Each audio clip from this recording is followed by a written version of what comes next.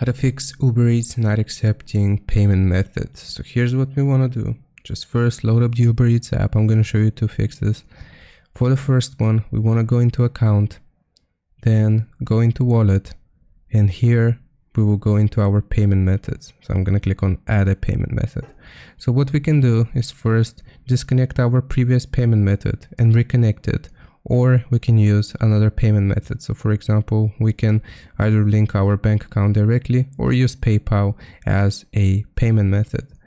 Now, if that doesn't work for you, if you have reconnected your payment method and it still doesn't work, we will go into settings, scroll down and search for offload.